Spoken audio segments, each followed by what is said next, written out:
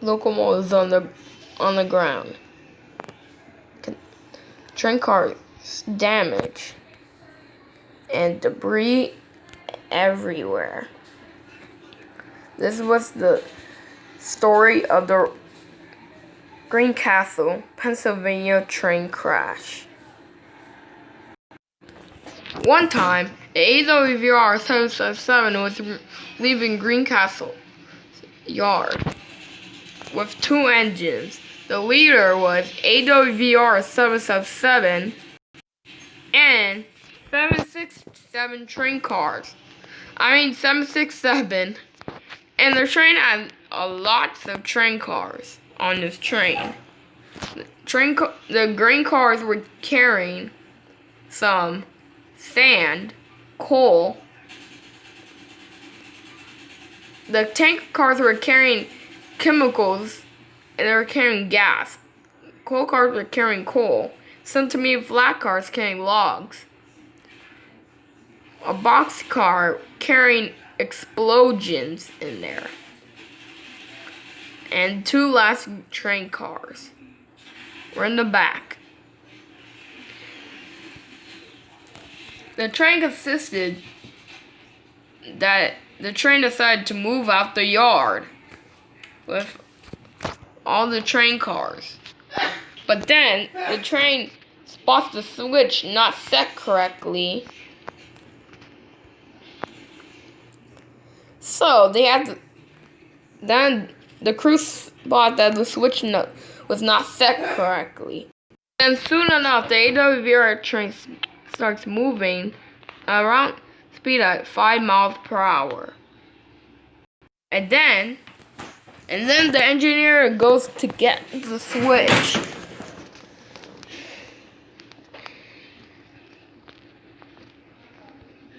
And then he set the switch correctly. But then the throttle started moving by itself. And then the train starts to begin the runaway. Oh wait, no, train, come back! No! And then the train starts to run away with all the train cars. But then the train had no brakes, and it was carrying tank cars with chemicals in there. And then soon enough, the train began to run away. And then the train starts to travel at 70 miles per hour, then starts traveling at 70 and then 71 again. So the train started traveling at 71 miles per hour.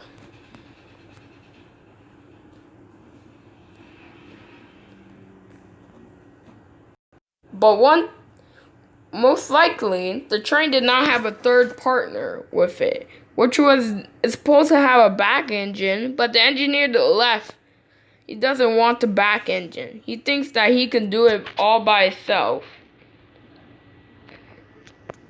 Same as the conductor.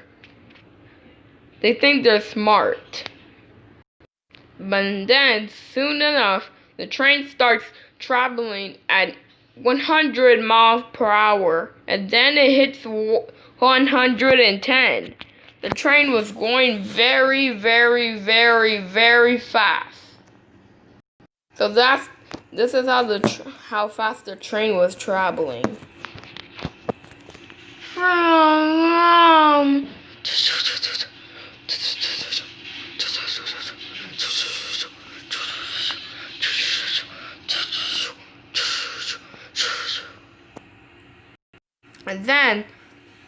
And then the train car starts shaking. And then the train approaches at the curve.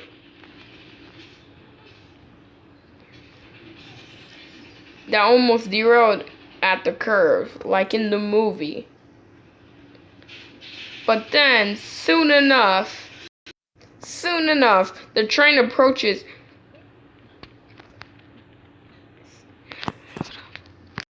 Then the train approaches Greencastle, Pennsylvania.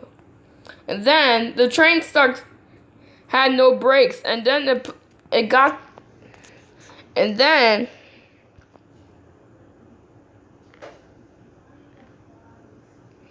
the brakes does not work. Even on the grain cars, it did not work. And then somehow the grain car opens and then starts spilling rocks, sand, and cement, and everything.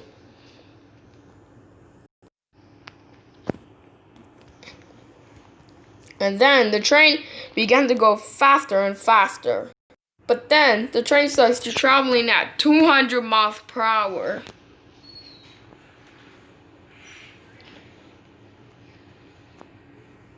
Without no brakes, the train will have to stop. But the train was not stopping. The train began to travel faster. But then, soon enough, the train travels 400 miles per hour. And then, the train starts to derail. And then, when it got to the curve, it starts tipping. And then, the emergency brakes were applied. And then,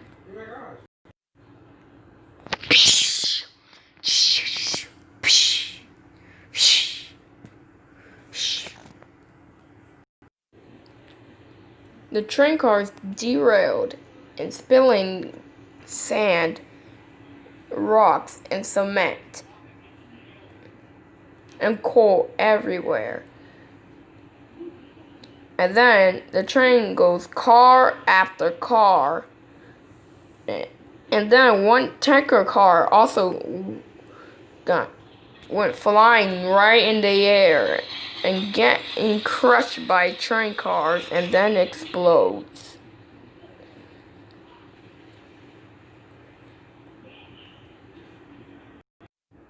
The train derailed, sending 2 train cars staying on the rails. Even though the train carried hazardous materials, but all the train cars derailed. The 2 center beam flat cars also derailed. Number hopper cars and coal cars were also derailed, and while the 2 engines suffered a lot of damage. As you look what the damage both trains had, you guys think that the trains will be a goner, right? Well, you guys were wrong. Both trains were repaired and also repainted. The AWVR 777 had been repainted, but it lost its AWVR paint, and now it's repainted to Norfolk Southern. Same as 767 is also repainted, but is repainted as a CSX train. And then the 2 crew had sadly died.